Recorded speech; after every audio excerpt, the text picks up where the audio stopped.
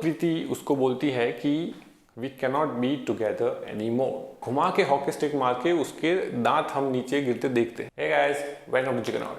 And I know इस movie में fix करने को कुछ नहीं है। इसने ऑलरेडी 379 करोड़ कमाए हैं, तो ऑब्वियसली ये सक्सेसफुल है ही। There is nothing to fix. People love this movie. But इसको आप ऐसे देखो कि अगर मैं ये मूवी लिखता तो कैसे लिखता। No disrespect to the people involve in making this movie, but मेरे को जहाँ भी स्टोरी या स्टोरी टेलिंग में जहाँ भी छोटी छोटी एरर लगी तो उसको मैं फिक्स करना चाहा। और इसको आप ऐसे देखो कि एक अलग वर्जन आपको मिल रहा है कबीर सिंह का। So once again, no disrespect to anyone. लोगों ने काफ़ी मेहनत की है इस मूवी को बनाने में, जो इस मूवी से जुड़े हुए हैं वो और इसके fans. No disrespect to anyone. इसको बस एक अलग वर्जन की तरह ही देखो। सो ज़्यादा टाइम ना लेते, वीडियो को चालू करते हैं।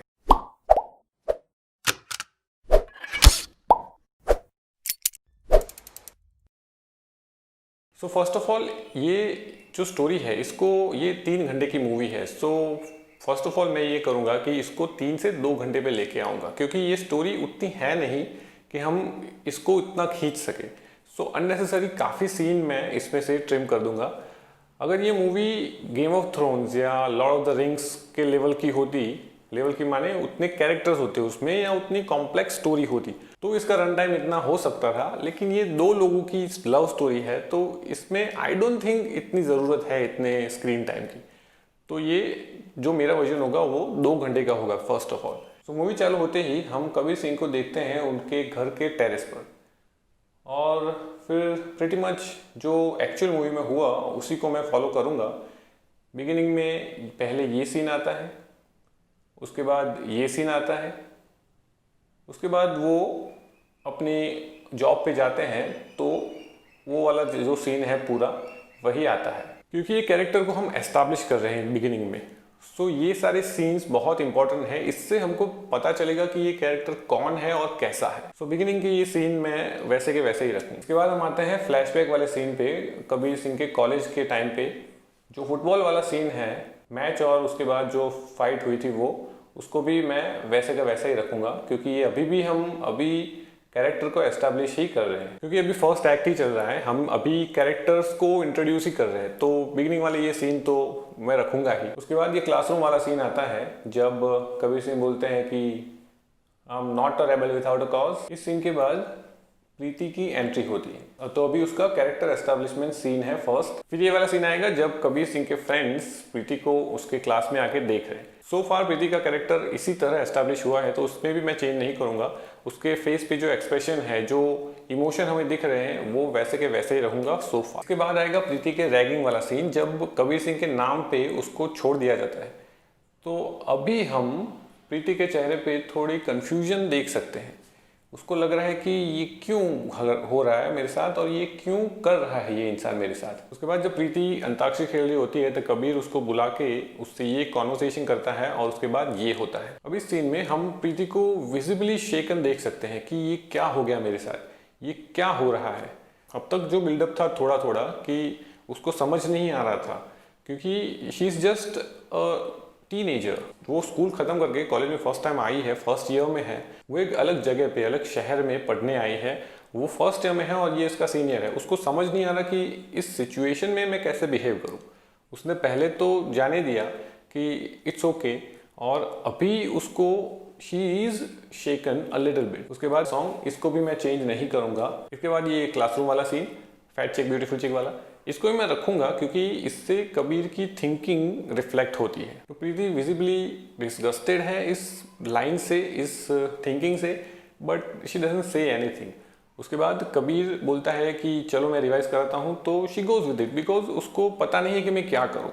उसको एक्चुअल में पता नहीं है। उसको ऐसा है कि मैं कुछ बोलूँगी कुछ गलत हो जाएगा, यहाँ पे वो डरी हुई है अभी। फिर आएगा ये होली वाला सीन, यहाँ पे कबीर एकदम चार्ज अप होके जाता है प्रीति के वहाँ, और उसके जो प्रीति के क्लासमेट्स हैं उनको भी धमकाता है कि तुम लोग क्या कर रहे थे। फिर वो स्पोर्ट्स शॉप से एक हॉकी स्टिक खरीदता है। फिर प्रीति को लेकर जिस बंदे ने उस पर रंग लगाया था उसके हॉस्टल पे जाता है। फिर यहाँ से, इस पॉइंट से अपनी स्टोरी अलग डायरेक्शन में जाएगी। यहाँ तक आई थिंक सो फार आधे घंटे जितना स्क्रीन टाइम हो गया है, क्योंकि काफ़ी सारे सीन हमने इसमें निकाल दिए और जो सीन, जो वाइटल सीन्स थे, जो कैरेक्टर एस्टैब्लिशमेंट के या फिर कैरेक्टर की फिलॉसफी के, क्या उनके बिलीव्स है, क्या उनके इमोशंस है, उन सबको ध्यान में रख के ये वाले सीन रखे हैं। तो अब तक आधे घंटे जितना मूवी हो गया। अब यहाँ से अपनी स्टोरी थोड़ी चेंज होगी। यहाँ पे फर्स्ट ऑफ ऑल ये सीन नहीं आएगा, क्योंकि जो कोई भी स्कूल या कॉलेज कभी भी अपनी लाइफ में if you have ever been in a fight, आपको पता है कि ये आप नहीं करोगे। आपने अभी भी ये हॉकी स्टिक परचेज की है, उसको आप नीचे फेंक के अपने हाथ से नहीं मारोगे।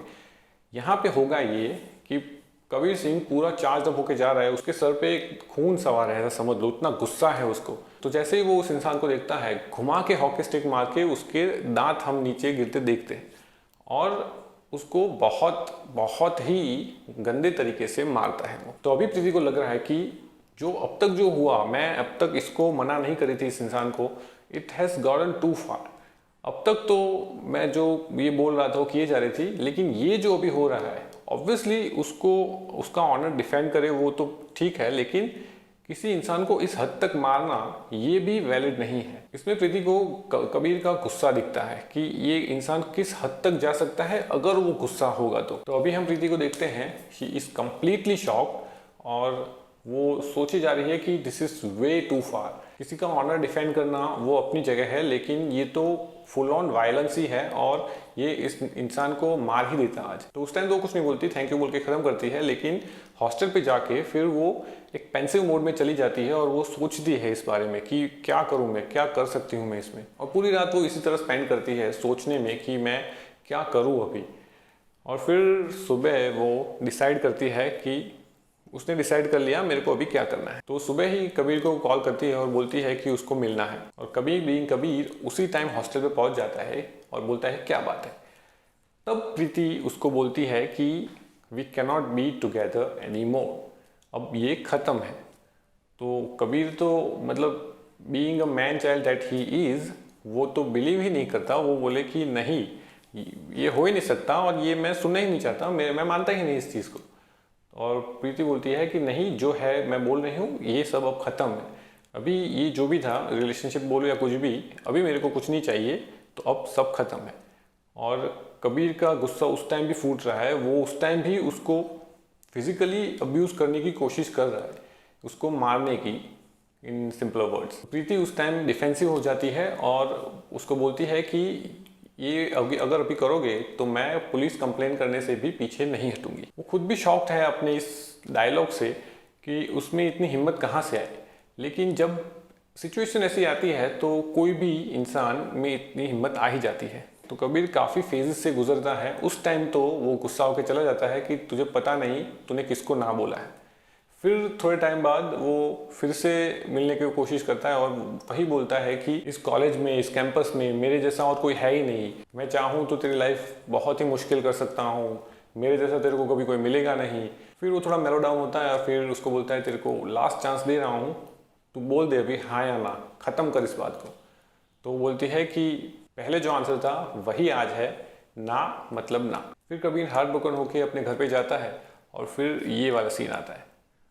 और यहाँ पे स्टोरी का मिड पॉइंट है, जो इंटरवल है वो मैं ये इसी पॉइंट पे रखूँगा। इसके बाद कबीर का स्पाइरल डाउन इनटू मैडनेस वाला फेज़ आता है और इसी फेज़ में वो अपना मास्टर्स भी कंप्लीट करता है और काफ़ी टाइम पास होता है इस फेज़ के अंदर। फिर back to where we started, story progress होते होते प्रेजेंट डे तक पहुँच जाती है, जहाँ पे हम जो हमने पहले देखा था उस कबीर से मिलते हैं। ये कबीर अपने काम में मस्त है, वो एक फंक्शनल अल्कोहलिक है, वो अपना काम किए जा रहा है और अपना नशा किए जा रहा है। बस उसकी लाइफ में यही चीज़ें बची है। उसका फ्रेंड ही एक है जो उसकी लाइफ में कांस्टेंट रहा है और वो उसको बोले जा रहा है कि वो मूव ऑन हो जाए, अभी बहुत टाइम हो गया है, लेकिन वो मूव ऑन नहीं हो पाता। उसका फ्रेंड उसको काफ़ी अलग अलग गर्ल्स के साथ सेटअप करने को भी ट्राई करता है, लेकिन वो नहीं करता। Kabir goes on with his irritable, erratic, eccentric persona. उसकी जो क्वर्क्स है उसको मैं टेक अवे नहीं करूँगा, वो तो वैसे ही चलते ही रहेंगे। उसके जो एक्सपीरियंसेस है, वो उसका जो भी मैडनेस वाला आर्क है ना, स्पाइरल डाउन इनटू मैडनेस, वो पूरा ही मैं चाहूँगा कि इंटैक्ट रहे, क्योंकि it is just too beautiful to change. वो बहुत ही अच्छे से दिखाया गया है। तो कुछ चीज़ें हैं जैसे जिया शर्मा वाला एक्ट्रेस वाला जो आंख है वो मैं हटा दूंगा, क्योंकि आई डोंट थिंक ये कोई पर्पस सर्व करता है इसमें। जो ओरिजिनल स्टोरी में इसका पर्पस यही है कि प्रीति ने न्यूज़पेपर में इन दोनों को देखा साथ में फ़ोटो, तो इसीलिए उसने उसको कांटेक्ट नहीं किया। बस ये एक पर्पस की वजह से ही उसको रखा गया है, तो इसको मैं निकाल दूंगा यहाँ से। इसके बाद कबीर को एक मेडिकल कॉलेज से लेक्चर का इन्विटेशन आता है, तो वहाँ पे उसको नहीं जाना, वो पहले मना ही करता है। लेकिन उसका फ्रेंड बोलता है कि तू जा, वहाँ पे अलग जगह पे जा, कुछ तेरे को अलग एक्सपीरियंस होगा तो तेरे लिए अच्छा है। तो कबीर वहाँ जाता है और अच्छे से लेक्चर कंडक्ट करता है। उसके बाद जब वो बाहर बैठा होता है तब वो देखता है एक लड़का और लड़की को, जो लड़का अपने आप को फोर्स कर रहा होता है लड़की के ऊपर। कबीर के नेचुरल इंस्टिंक्ट इसमें किक इन होते हैं और वो हेल्प करता है लड़की की। तो उस टाइम फिर लड़का चला जाता है, तो कबीर लड़की को पूछता है कि ये कौन था, और लड़की बोलती है कि ये हमारा सीनियर है और ये फर्स्ट ईयर की गर्ल्स के साथ ऐसे ही पेश आता है, उनको ऐसे ही ट्रीट करता है। तो कबीर एकदम शॉक हो जाता है सुन के, और वहीं पे ऐसे स्टन हो जाता है और लड़की को घूरे जा रहा है। तो लड़की बोल रही है कि क्या हुआ सर, कोई प्रॉब्लम है? तो उसने बोला कि नहीं। तो फिर लड़की बोलती है कि हाँ थैंक यू, तो फिर मैं जाती हूँ। उसने बोला ओके, और फिर कबीर उधर ही बैठे रहता है। और यहाँ पे एक चीज़ होती है जो पहले कबीर ने कभी रियलाइज़ नहीं किया। यहाँ पे ये हुआ कि कबीर ने अपने आप को किसी और की नज़र से देखा कि वो कैसा दिखता है जब वो ये कर रहा था। ग्रांटेड वो सभी गर्ल्स के साथ ये नहीं कर रहा था, बट वो स्पेसिफिक इंसिडेंट में भी वो कैसा दिख रहा होगा वो उसको देखने को मिला। वो एक मिरर उसने देखा उस लड़के में। तो वो वहाँ बैठ के काफ़ी सोचता है। फिर उसको जब उसकी फ्लाइट का टाइम होता है तब वो वहाँ से निकल जाता है। अब वो अपने शहर में आ गया है, लेकिन ये जो इंसिडेंट था, ये थॉट थी, वो उसके दिमाग में घूमती रहती है। तो फिर जब भी उसको ऐसा होता है कि अपने कोवर्कर्स, अपने कॉलीग्स से वो बात कर रहा है, तो वो बोलने से पहले रुक जाता है थोड़ा। वो सोचता है कि क्या मैं अभी ये जो कर रहा हूँ वो ठीक है क्या, क्योंकि वो तो ठीक नहीं था, वो जो मैंने देखा वो तो ठीक नहीं था, तो अभी ये कर रहा हूँ ये ठीक है। तो ये एक इंसिडेंट एक चीज़ ट्रिगर करता है कि वो अपने आप को क्वेश्चन करने लगता है अपनी हर एक एक्शन से पहले कि ये जो मैं कर रहा हूँ वो ठीक है क्या, क्योंकि वो तो डेफिनेटली ठीक नहीं था। तो ऐसे धीरे धीरे वो अपनी एक्शंस के बारे में, अपने जो बोलता है उसके बारे में सोचता है, और थोड़े थोड़े चेंज आते हैं उसके बिहेवियर में। वो एक इंसिडेंट ने पूरी वैल्यू सिस्टम उसकी हिला दी है। और ऐसे काफ़ी दिन पास होते हैं इसी तरह, और फिर वो अपने फ्रेंड को बोलता है कि उससे बहुत बड़ी गलती हो गई, बहुत बड़ी, और बोलता है कि उसको प्रीति को मिलना पड़ेगा। तो कबीर का फ्रेंड बोलता है कि अब उससे मिलके क्या होगा, इतने साल बीत गए हैं, वो सिंगल है, कमिटेड है, कुछ पता नहीं अपने को, अब उससे मिलके क्या मिलेगा। तो कबीर बोलता है कि वो सिंगल हो या कमिटेड हो, मेरे को कुछ नहीं पता, लेकिन मेरे को उससे बस मिलना है, उससे बात करनी है।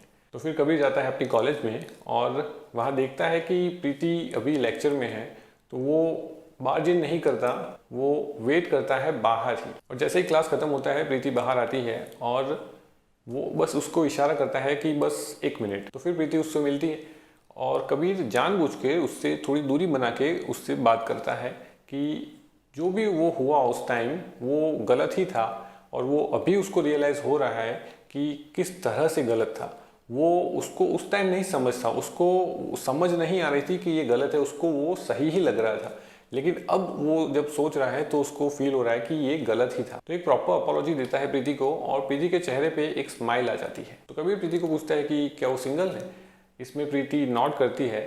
उसके बाद कबीर पूछता है कि क्या वो उसके साथ कॉफ़ी पीना चाहेगी, तो उसमें भी प्रीति हाँ बोलती है। इसके बाद दोनों चलते हुए जाते हैं कैफेटेरिया की तरफ, और यहीं पे हमारी स्टोरी खत्म होती है। तो इस मूवी में हमने चेंज ये किए कि अननेसेसरी सीन्स निकाल के इसको ट्रिम करके छोटी बना दी फर्स्ट ऑफ ऑल।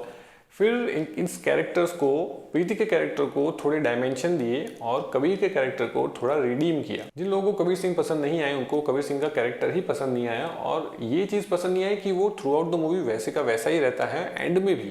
तो इसीलिए मैंने बिगिनिंग में कैरेक्टर को सेम ही रखा है कि हम देख रहे हैं कि ये कैरेक्टर है, ये ऐसा इंसान है। उसके बाद उसकी लाइफ में कुछ चेंज आता है और फिर वो थोड़ा मेलो डाउन हो जाता है।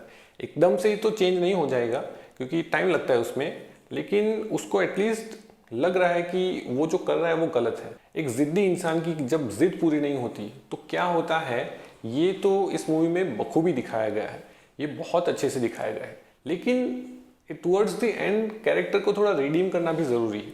हम लोग रिलेट तब कर पाते हैं, हम लोग को मूवी अच्छी तब लगती है, स्टोरी अच्छी तब लगती है जब एक कैरेक्टर में डेवलपमेंट होता है, उसमें थोड़ा चेंज आता है, वो ग्रो करता है। जो बिगिनिंग में जो कैरेक्टर था वो वैसे का वैसा नहीं है एंड में। अगर कबीर को एहसास भी होता कि जो भी उसने किया वो गलत किया, तो वो ये मूवी ज़्यादा एक्सेप्टेबल होगी जो लोगों ने एक्सेप्ट नहीं किया उन लोगों के लिए। तो हमने कबीर के कैरेक्टर को रिडीम किया, इसके साथ हमने प्रीति के कैरेक्टर को भी थोड़े डायमेंशन दिए, उसमें भी थोड़े ट्रेड दिए कि वो एक ऐसे ब्लैंड कैरेक्टर नहीं है कि जो कबीर करता है बस, जो कबीर बोलता है वो सुनती है, वो जो करता है वो करती है, वैसा नहीं। उसके भी एक थॉट प्रोसेस है और उसने भी फाइट किया, उसने भी जब नो बोलना था तब नो बोला, और एंड में जब उसको लगा कि कबीर रिडीम हुआ है थोड़ा बहुत, तब उसने हाँ बोली। और एक ओवरऑल थीम मूवी का बन जाता है कंसेंट के ऊपर, क्यों ये ज़रूरी है। हम बिगिनिंग में तो हम वैसे ही दिखाया जैसे एक्चुअल मूवी में है, लेकिन उसके बाद से हमने चेंज कर दिया और मूवी बन जाती है कंसेंट के ऊपर, जो बहुत ही ज़रूरी है। जो ये कबीर सिंह ने किया फर्स्ट हाफ में मूवी में, ये चीज़ नहीं चलती और ये चीज़ नहीं करनी चाहिए। ये हम दिखा रहे हैं अभी स्टोरी में, इस चीज़ का एहसास भी हो रहा है कबीर को इस स्टोरी के अंदर। तो इस स्टोरी में हम इतने चेंजेस लाए और होपफुली अब मेरे को थोड़ी डाइजेस्टेबल लग रही है स्टोरी। ऐसा नहीं है कि जो रिलीज हुई वो अच्छी स्टोरी नहीं थी, वो भी अच्छी स्टोरी थी, तभी तो इतनी सक्सेसफुल हुई। लेकिन अगर मैं इसको लिखता तो मैं इस तरह लिखता, मैं कैरेक्टर्स को डायमेंशन देता, उनको रिडीम करता, एक थीम होती है ओवरऑल मूवी के अंदर, और मूवी ट्रिम होके 2 घंटे की रह जाती। So that's it for today's video. ये एक मैं नई सीरीज चालू करना चाह रहा हूँ मूवी रीराइट्स की, जहाँ पे मैं ऑलरेडी रिलीज हुई मूवीज़ को रीराइट करूँगा अपने तरीके से। तो उसको शायद कुछ तरह मैं उसको बेटर बना पाऊँ, क्योंकि एक मेरे पास बेनिफिट ऑफ हाइंडसाइट भी है कि मेरे को पता है क्या लोगों को अच्छा नहीं लगा, तो उसको मैं रिपेयर कर पाऊँ, उसको मैं अच्छे तरह से पेश कर पाऊँ। इस थॉट के साथ इस टाइप की वीडियोस मैं बनाना चाहूँगा। तो आशा करता हूँ आपको वीडियो अच्छा लगा होगा। अगर अच्छा लगा तो सब्सक्राइब करना बिल्कुल ना भूलिए, और मुझे कमेंट से बताइए कि आपको मेरा कबीर सिंह का वर्जन कैसा लगा। और हम मिलते हैं नेक्स्ट वीडियो में।